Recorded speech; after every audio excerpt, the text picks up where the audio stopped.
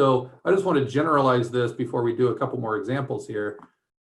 Okay, right down here. Remember when we were looking at Desmos?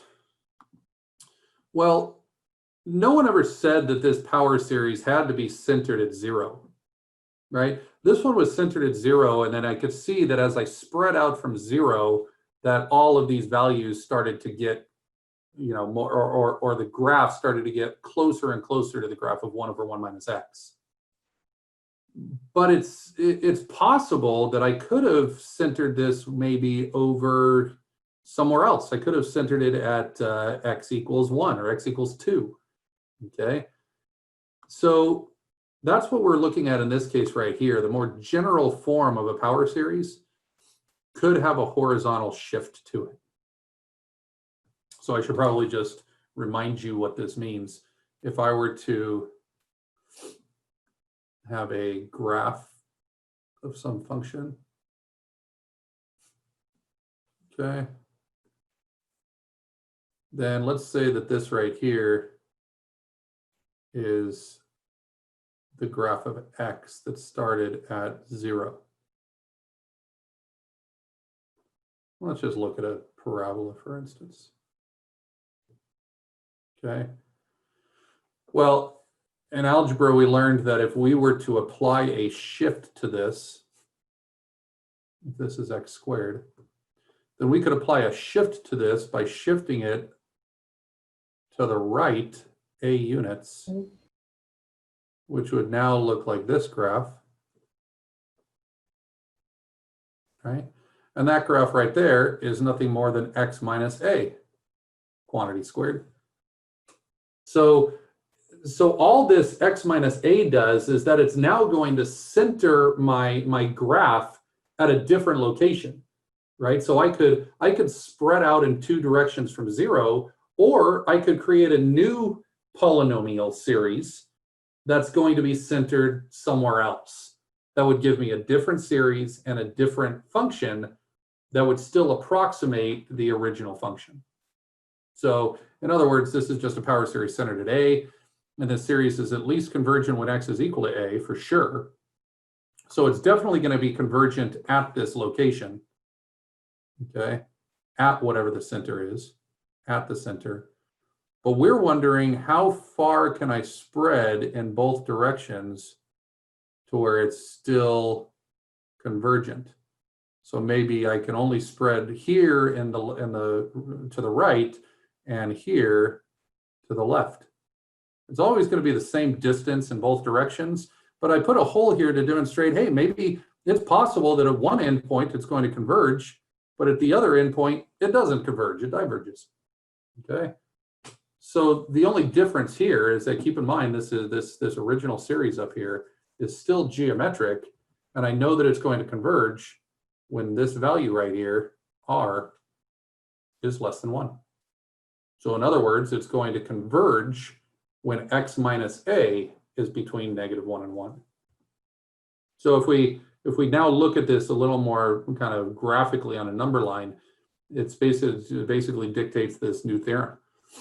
So it's saying that for any power series we have that's in this general form, now if we wanted it to be centered at 0, we would just make a 0, and then I get x to the n again, right? But 3 things can happen. This function, this power series could only converge at x equals a, to where it only converges at one single point, which are really uninteresting and boring functions, okay? Because it's pointless to actually have a power series that only converges at one point, because it's like, well, the approximation is just the function value. It's also possible that it converges from -infinity to infinity everywhere. It's possible that the interval of convergence is -infinity to infinity, which is awesome, because if it converges from negative, or if it converges on these, if it converges on the interval -infinity to infinity, then that means that the function that we've created is a perfect approximation of that power series. It's not only just going to be an approximation between 2 fixed values, it's going to be the approximation for the entire function. And that happens sometimes. Or there could be a number which we call the radius of convergence, such that the series converges if that absolute value of x minus a is less than r, and it diverges everywhere else. So in general, the way that we find that interval of convergence is just by saying, well, I can center, okay? It means that I could center at A, and whatever that radius of convergence is, I could spread out that far in both directions, which gives me A minus R on the left and A plus R on the right. And all I've done again is I just put a hole on one side and a dot on the other, just to show that sometimes not only does it converge between A minus R and A plus R, but then we have to also check the endpoints to see if those endpoints are convergent or not as well. Okay, and in this case, just keep in mind what convergent means. Convergent just means that it's a good approximation for a certain span of x values. I'm pretty cool with that. So I'll again give you an opportunity to just digest that and ask a couple more questions if you have any.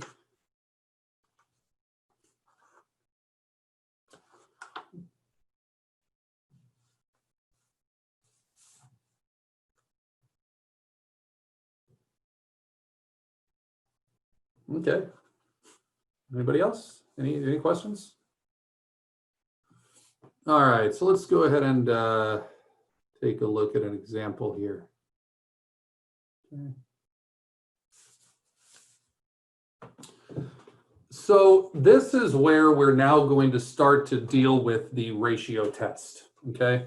So keep in mind that this series, okay, is actually going to be referred to as the series from n equals 1 to infinity of 1 over n times x minus 3 to the power of n. Now I know on my number line, okay, I know that this is going to converge definitely here at 3. Now I just want to determine if this series is going to converge anywhere other than 3. Okay, so how do I test this for convergence? Well, the best way to test this for convergence, because it has a power of n, hence a power series, since it has a power of n, we learned in 3.6 or in 5.6 that the best way to do this is by the ratio test. Because what that'll do is it'll cancel out all of those powers of n and leave us with something extra. Okay, so let's just go ahead and go through how that would work. So I obviously take n plus 1 and plug it in for n, and then I divide the two functions, which means I'm multiplying by the reciprocal. And so now let's separate off the x minus 3 to the n plus 1 divided by x minus 3 to the n, and realize that all I'm left with is x minus 3. Now keep in mind, the ratio test requires us to be an absolute value. We often kind of get away from that when we know that the series is always positive. So oftentimes we just forget to put that. But it's really important to put it here because of the fact that this is going to be an absolute value of x minus 3 in absolute values. I don't have to put the n over n plus 1 in absolute values because I know that when I go from 1 to infinity, n over n plus 1 is always positive. So that's why I just pull out the sequence of n. And now we're testing the limit as n approaches infinity of this function. Well, keep in mind that this right here is a function of x. So that's not being affected at all by the limit as n approaches infinity. So all I'm really going to do is find the limit as n approaches infinity of this series or this sequence, which I can find by dividing top and bottom by n. And I find out that the limit as n approaches infinity of this is just 1.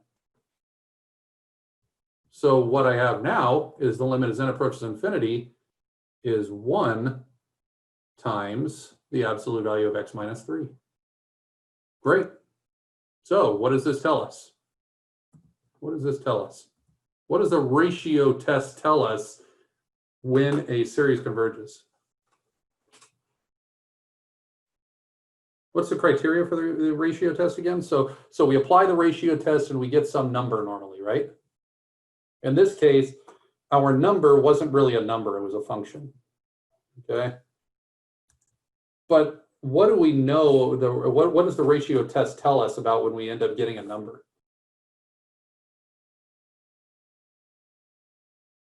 Is it inconclusive? No, it's not inconclusive. If I get a number for not in this particular problem, I'm talking, forget about this. What if there was no x here and I just did the ratio test as normal? Then typically I'm either going to get a number or I'm going to get infinity or I'm going to get these certain circumstances. But what we should recognize from the ratio test is that the ratio test says that this series will converge when the quantity you get is less than 1. So whatever this quantity is right here, whatever the ratio test gives us, when I get that result, I'm just going to find out when is this going to converge by setting the absolute value of x minus 3 less than 1.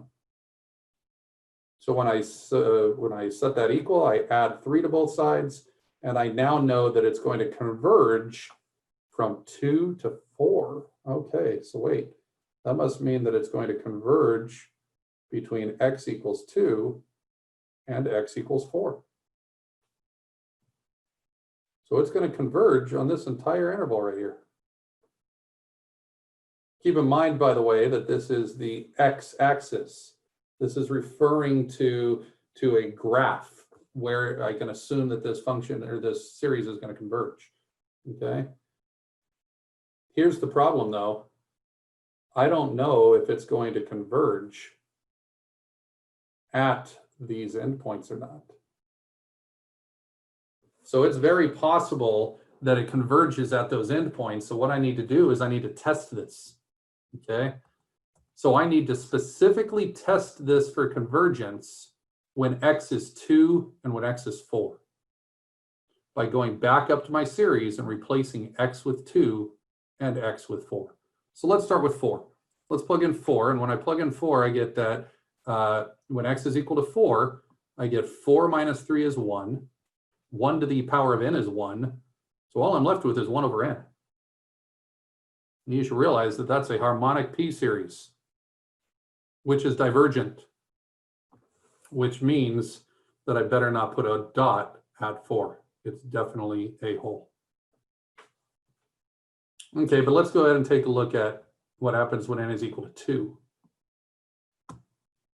So when n is equal to 2, now I end up getting 2 minus 3, which is negative 1 to the power of n. And it turns out that this, and I think I mentioned it before, but maybe I didn't, I never proved it. This is called the alternating harmonic series. So this essentially will follow the same pattern as this. It'll go 1 plus 1/2 plus 1/4 plus 1/3 plus 1/4 plus 1/5, except now the terms will alternate. Add one term, subtract the next term, add the next term, subtract the next term. It turns out that this series is convergent. That's something good to know for these types of problems, because it's going to come up pretty often to see the alternating harmonic series. And that alternating harmonic series is in fact convergent. And so that means that on my graph, I actually can fill in a dot at 2. Which is why my interval of convergence is bracket 2 to 4, and my radius is, of course, 1. Because this radius from 3 is equal to 1. So the first thing we could do, I mean, if you wanted to, you could go ahead and just start to take a look at what the expansion of this looks like, right? If I plug in 1, I end up getting 1 factorial times x. If I plug in 2, I get 2 factorial times x squared. We can't see what you're doing. Oh, I'm sorry. Resume share. My bad. No worries. So if I start plugging in these values, notice that I could plug in 1 to get 1 times x, 2 is 2 factorial times x squared, 3 factorial is 6 times x cubed, 4 factorial is 24 times x to the 4th. So we could kind of get an idea already what's going on here. So we could see that for certain values, I mean, just look at what's going on here. If I just plug in 1, then isn't this going to be 1 plus 2 plus 6 plus 24? That's definitely going to convert or diverge to infinity. Okay. Even if I plug in -1, Okay, it'll alternate signs, but I'll just keep adding and subtracting bigger and bigger and bigger numbers, so it's still going to diverge for that as well. So you can already start to get an idea of certain values where it'll diverge. Does it converge anywhere? I mean, can you think of any values where it would converge just by looking at it, just by inspection?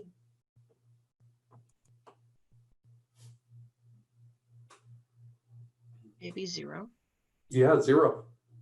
For sure, 0.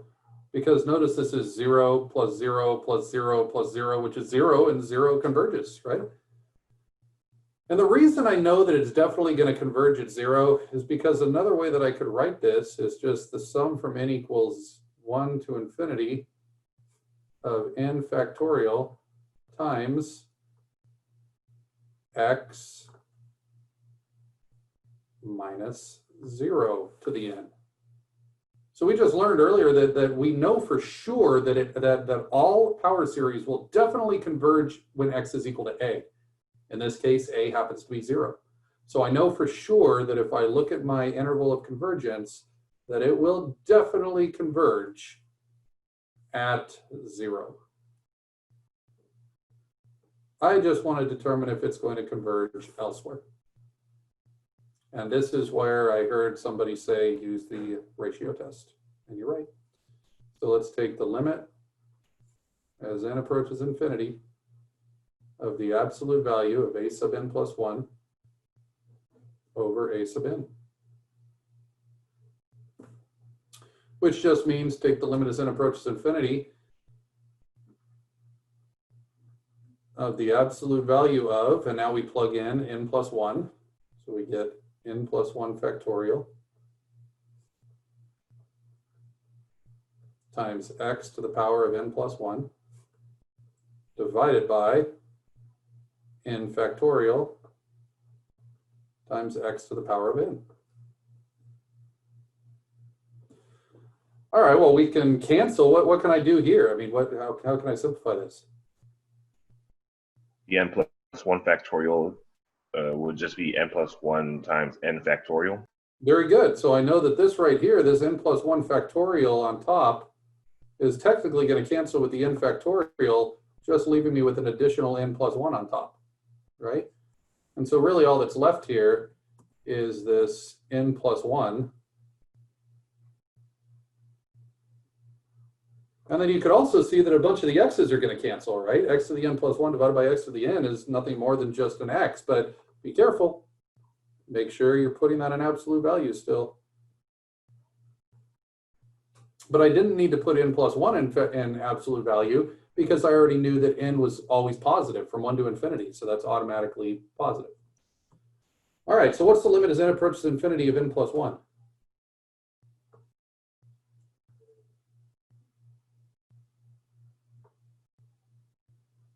Infinity. Infinity. So isn't this just infinity times the absolute value of x? Which, regardless of what x, is automatically infinity. Wait a second. So what does that imply that the ratio test gave me infinity? It Diverges? doesn't converge anywhere. Say that one more time. I didn't see who was talking there. I said that it doesn't converge anywhere else other than 0. Yeah, so what we've determined here is that in general, this series diverges everywhere, but it can't diverge everywhere because all power series are at least convergent in one location. So we just know that this series diverges everywhere.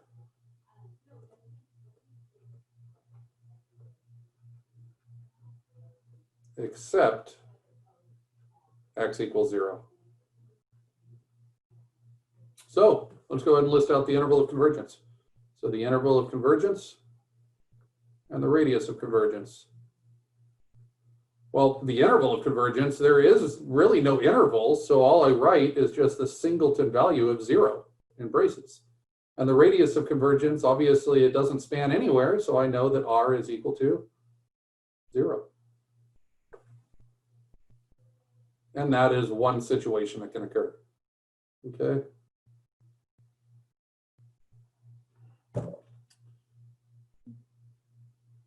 Eric asked a question, says, is n factorial the same as factorial? So, Eric, what you have to realize is that n plus 1 factorial just means it's n plus 1 times n minus 1 and so on. There you go. So you can rewrite that as being n plus 1 times n factorial because n factorial is already n times n minus 1 times n minus 2 and so forth. So the factorial symbol is not equal to n factorial, but it just so happens that n plus 1 factorial is equal to n plus 1 times n factorial because n plus 1 is just that thing. Yeah, that's a good point. I should have. We've done this a lot in the ratio test, but what he was thinking was this n factorial and that factorial symbol canceled, which is why we were just left with n plus 1. But that's why we just got to recognize what n plus 1 factorial means, right? N plus 1 times n all the way down to infinity. Thank you, Sean. Okay, cool. Let's do another one.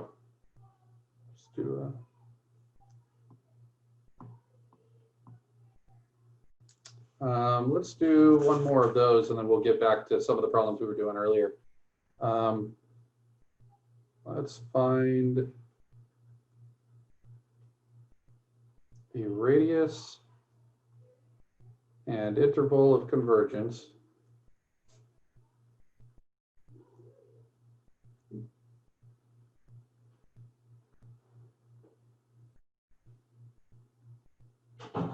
of the series from n equals 0 to infinity of x to the n divided by n factorial. So now let's look at that one. Okay. I've just written out the first few terms of what this would look like, just so you can kind of get an idea. And it might be reasonable to think that, well, you know, for certain values of x, this would converge, and other ones it would diverge, okay? Because you see that, first of all, the coefficients, you could see on this expansion that the coefficients are getting smaller, first of all. And so that might tend to say, well, it's possible that this is going to converge for certain values. But then you might also notice that when I were to plug in certain x values, okay, certain x values are going to cause this to potentially diverge as well. I don't know. So that's kind of what we're trying to prove, is when will this converge and when will it diverge? Okay, for what values of x will this converge and which will it diverge? Okay, so you might think, let's just say that x was 10. If x was 10 right here, and 10, and 10, and 10, okay, then notice I would end up getting 1 plus 10 plus 50 plus 10,000 over 6 plus 10,000 over 24. But you might notice that n factorial grows pretty darn quick. So it looks like these values are just getting larger and larger and larger, until you start to realize that the rest of these particular numbers are eventually going to get to a point to where n factorial will surpass x to the n. I don't know that for sure, so that's why we're going to go ahead and do the ratio test. So let's just go ahead and jump into the work. The work is just take the limit as n approaches infinity of x to the n plus 1 over n plus 1 factorial divided by x to the n over n factorial in absolute value. All right, well, it turns out to be the limit as n approaches infinity by multiplying by the reciprocal, right? And I'm just going to go ahead and clump a couple of these together. So we get x to the n plus 1 over x to the n times n factorial will now go on top over n plus 1 factorial. So when I multiply by the reciprocal, just notice that n factorial went to the top x to the n went to the bottom, right? And so notice that that's why I just clumped them together this way, because now it's easier to compute this limit. So the limit as n approaches infinity. Well, you can see that n factorial over N plus or 1 x approaches infinity. Oh, thank you. Yeah. N approaches infinity. Thank you. And notice that n factorial over n plus 1 factorial is now just 1 over n plus 1. And when I take x to the n plus 1 over x to the n, that just automatically cancels out to become the absolute value of x. So remember that this limit right here doesn't affect the x term at all. All it affects is the limit of the sequence within. And notice that that sequence becomes 0. Becomes 0. All of this is 0. So we're left with 0 times the absolute value of x. But notice that that's just equal to 1, or that's just equal to 0. And 0 is automatically less than 1, which was the criteria, right, for a convergence. This is just showing us that this is going to be true for all x's. No matter what x you plug in here, isn't this going to be 0 times anything is 0? So notice that 0 is less than 1 for all x's. And So our interval of convergence would be from negative infinity to infinity? exactly. So notice that the interval of convergence is then negative infinity to infinity. And the radius of convergence, well, is infinite. Okay, I guess we shouldn't say equals infinity, but that's the idea. Okay. Professor, Yeah. sorry if this is a silly question, but could you remind me why we need the absolute value bars around x? Yeah, because When we, notice that x is break allowed it to down virtually. there? Yeah, because so notice that the ratio test requires us to say the absolute value of a sub n plus 1 over a sub n, because all I'm trying to do is say, I want to just look at the positive results of the next term compared to the prior term and see if it's going to be less than 1 or greater than 1. Because by doing this, we're basically creating from the ratio test, we've created a ratio, right? And that ratio that we've created, a sub n plus 1 over a sub n, okay, is very similar to r in geometric series. And so what we're basically saying is, if that r value is less than 1, or greater than negative 1 rather, then I know that this is actually going to converge. Okay, well, if you take a look here, when I'm looking at the limit as n approaches infinity, the limit as n approaches infinity is only affecting the sequence with n. It's not affecting the quantity that doesn't have n. And so notice that that absolute value of x is still necessary because of the fact that x could virtually be anything we want it to be. X is just the independent variable. X could be positive 1, it could be e, it could be negative 3, it could be negative root 7, it could be anything. And so by the ratio test, we have to force that to be positive, and that's why it's still going to be an absolute value. Okay, so whatever the function of x is that's left is always still an absolute value because of the ratio test. Does that clarify? Yes, thank you. Okay. Could you explain like the radius of convergence again? That's the thing that keeps tripping me up. Yeah, well, first of all, this one right here is first of all, converges when that ratio, whatever that ratio is between negative 1 and 1. Or in other words, when that absolute value of the ratio is less than 1. And that's basically what we were checking for right over here. We're just checking to see when does this quantity, when does that limit, when is that thing less than 1, okay? All right, the radius of convergence is nothing more than just half of the distance. So so if you look back to something like this, then this would show that on an interval of convergence being -1 to 1, that would mean if you were to draw this, then I would see that it is going to be convergent on the interval from -1 all the way to 1. But what we also have to recognize is that this interval from -1 to 1 has a center, which by looking at Desmos is essentially where we are centering our power series.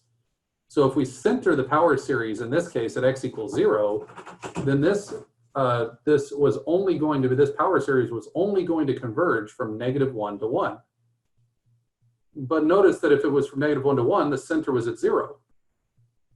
Okay, well, that must mean that if this center is going to be at 0, then the radius of convergence is nothing more than the distance from the center to the outer edges of the interval. So this is R, and this is R. That's what we mean by R. So when we actually look at the radius of convergence for the next problem that you did in your groups, we found out that it was only convergent at 0, so there was no interval to spread, so the radius of convergence is 0. It doesn't spread anywhere. It's only convergent when x is 0. But then if you look at the next one, the radius of convergence, or the interval of convergence, is -∞ to infinity, which has a center nowhere, really. I mean, you could say that the center is technically 0. And so notice that the radius of convergence is also infinite. Does that make more sense? Yes, thank you.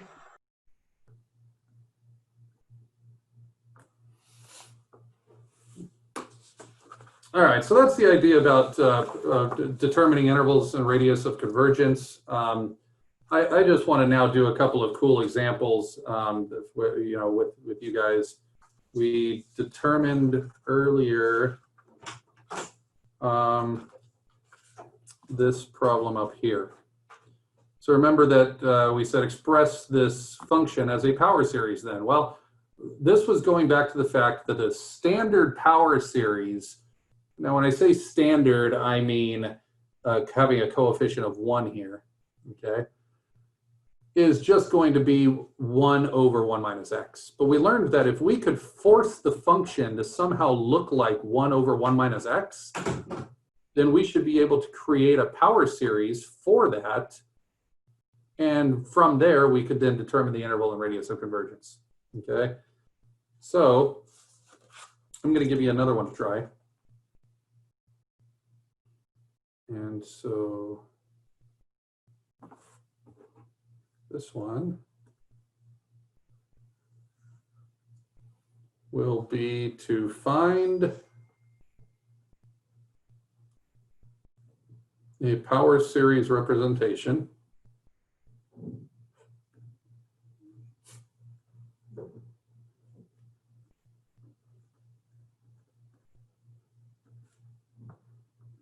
for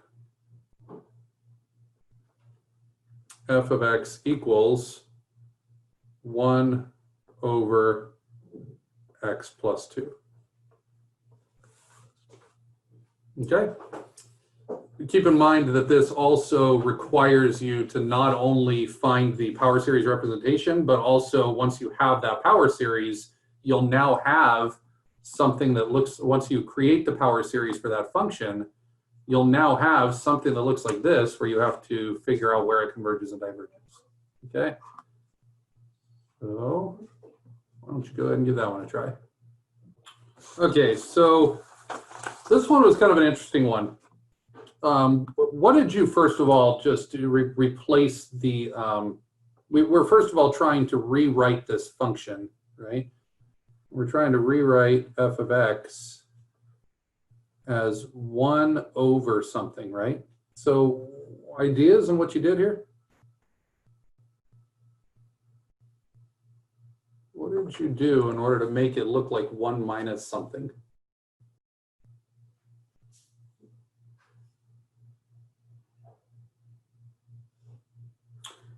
Okay, well, I'm guessing that many of you ended up saying 1 minus negative 1 minus x. We're just trying to force this to still be x plus 2 by writing it as 1 minus something. Okay, and if I distribute, 1 minus negative 1 is 2, right? Plus x, which is the same quantity. All right, so with that said, we should be able to just rewrite this then as a power series. As a power series from n equals 0 to infinity of, well, essentially we know that this was just originally x to the power of n, but now it's going to be negative 1 minus x to the power of n. And if I were to factor out a negative 1 from there, then I could rewrite this as the sum from n equals 0 to infinity of negative 1 to the n times x plus 1. All right, did anybody rewrite that function in a different way other than 1 minus negative 1 minus x? Yeah, I'm not sure if I did it right, but I played around with the denominator, so I set it as being 1 over 4 over 2 plus 2x over 2.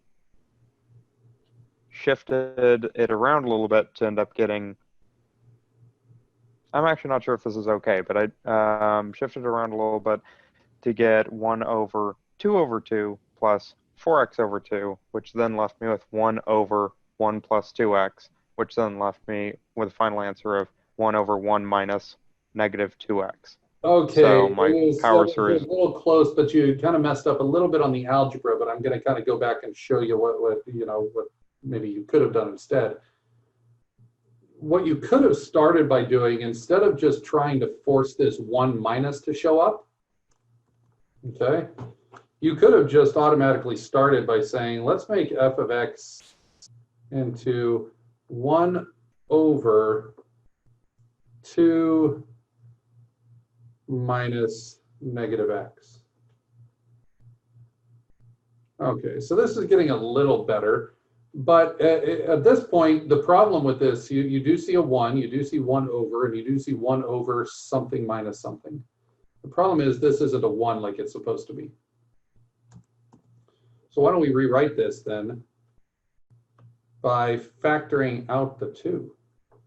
What if we just factor out the 2 from the denominator? That would mean I divide 2 by 2 to get 1 minus, and now I'm left with negative x over 2 over here. And the benefit of doing that now is that this turns out to be 1/2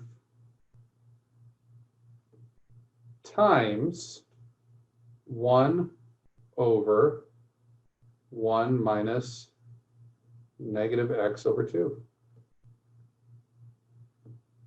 And look at the quantity in parentheses there. We can now see that that looks like 1 over 1 minus something, right? So in this case right here, when I've got a 1/2 on the outside, turns out that when I want to write this as a sum, I could write it as the sum from n equals 0 to infinity, but I could take the 1/2 to the outside because it's a coefficient. And just like integrals, coefficients can come to the front, and now all I'm left with is negative x over 2 to the power of n. Look at how both of those series are completely different, okay?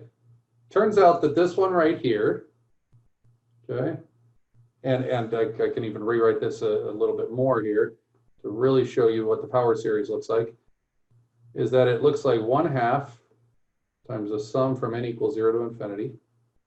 And now if I distribute that power of n, notice that I get negative 1/2 to the power of n times x to the power of n. And now that looks like the general form of a power series, because notice that I see just the x power to the power of n, and this right here is my c sub n. Just like I see over here, in this case, this piece needed to be there, and this was my C sub n. So what's the, what am I trying to get at here? The point is that you could actually come up with different power series representations for this function. This one over on the left side would be the power series representation if I centered at x equals -1. So what I'm about to do on the left side over here, what I'm about to do for this problem, is just find the power series representation when I'm centered at x equals -1, while over here, this one is if I happen to be centered at x equals 0. So getting back to this Desmos over here, what we're saying is, what if we didn't choose to center at 0, but instead we chose to center at this point right here? Well, then obviously that would create a completely different power series other than 1 over 1 minus x. So which one is right? They both are. It doesn't really matter which one you actually use, but it is going to affect the function that you have and the interval of convergence. So that's really what the most important part of this is to now recognize over here, when we look at our interval of convergence, okay, our interval of convergence over here is going to be when the absolute value of x plus 1 is less than 1, while the interval of convergence over here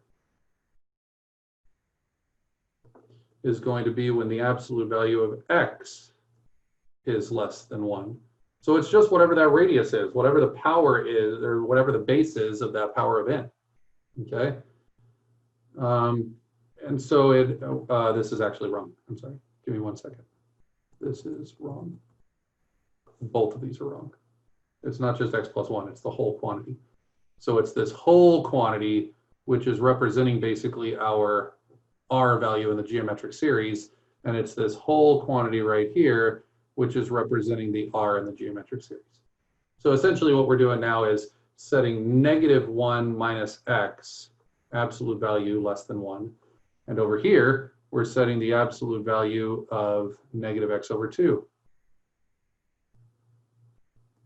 less than 1. And solve. Let's do this one over here. If I take this out of absolute value, then essentially what that means is that I've got the -1 minus x is supposed to be anywhere between 1 and -1. So if I add 1 to both sides, I end up getting 0 is less than -x, which is less than 2. If I divide by -1, then I get, flipping the signs, gives me -2 over here and 0 over here, which means that if I flip the signs back again, my interval of convergence is from -2 to 0. While over here, look at this over here. So this has a span of 2 units, right? Centered at -1, centered at -1. -1 is halfway between -2 and 0, so that makes sense. But then we come over here, and this one right here is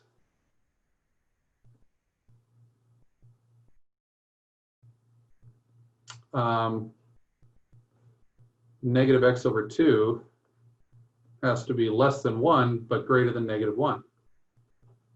All right, if I multiply both sides by -2, I end up getting 2 is greater than x, which is greater than -2. And now I see that the interval of convergence here is x is between 2 and -2. So look at the difference here. Notice that this has the left one over here has a span of 2 units, which means that the radius is equal to 1. While this one right here has a span of 4 units, so my radius over here is equal to 2.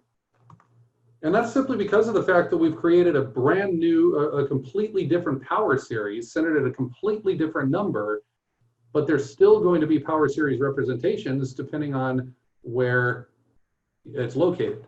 And secondly, if I were to draw 1 over x plus 2, I could start listing out terms for, which I won't, but I could start listing out terms for this power series.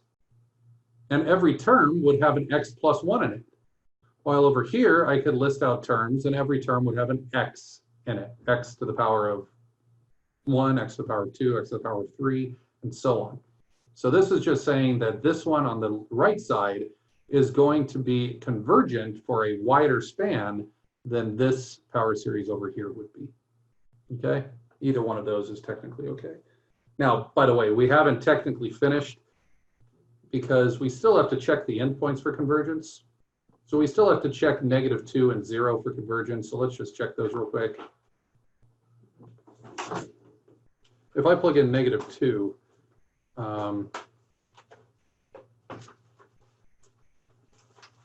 I'll just do the one on the left just to save time. So when x is -2, we basically have the sum from n equals 0 to infinity of -1 minus -2 to the power of n.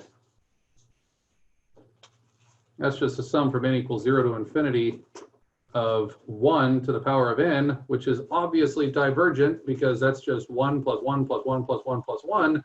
So that's why I can't put an equal sign at -2, okay, because that diverges.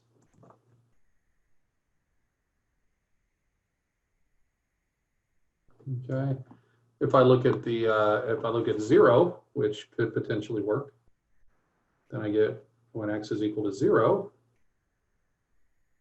Then I get the sum from n equals 0 to infinity of -1 minus 0 to the n. N equals 0 to infinity of -1 to the n, but notice that that also diverges because you're just adding -1 plus 1 plus -1 plus 1 plus -1 plus 1. And that'll also diverge, which just tells us that I can't put an equal sign on this end. So once you come up with your interval of convergence, you always just have to test the endpoints by plugging your endpoints back in to your series. Okay, plug it into x here, plug it into x here, and see if it converges, diverges. So this when is it, cool. oh, sorry. What? So when it diverges, we don't put the equal sign Yeah, underneath because the we're less only- than or. Because this is what? This is this right here is the interval, all the x values, it's the interval of all x values where the series converges. So this is the interval of convergence. So if I plug in -2 and it diverges, then I can't put that piece as part of the interval of convergence because it diverges. So notice that this is literally just a list of all of the x values that will cause the series to converge. And if I plug in -2 or 0, that caused the series to diverge, so that is not part of our interval. And if it converges, then you put the equal sign. Exactly, yeah. If it converges, then you put the equal sign. Okay. You do the same thing here, technically. I mean, you could just plug in, you could see here, if I plug in -2, if I plug in -2 over here, then I get 2 over 2 is 1, 1 to the n is 1, is divergent, okay? If I plug in 2, then I get -1 to the n, which is also divergent, so I can't put any endpoints there as well, okay? We did a lot of examples today. This was great. This was a really important idea, but going back to the beginning, one of the most important ideas is this right here. Okay, the fact that we could actually rewrite a power series as a sum of multiple terms, which are polynomials, but then we could also use the formula for the sum of a geometric series in order to create a function that models that polynomial. Okay.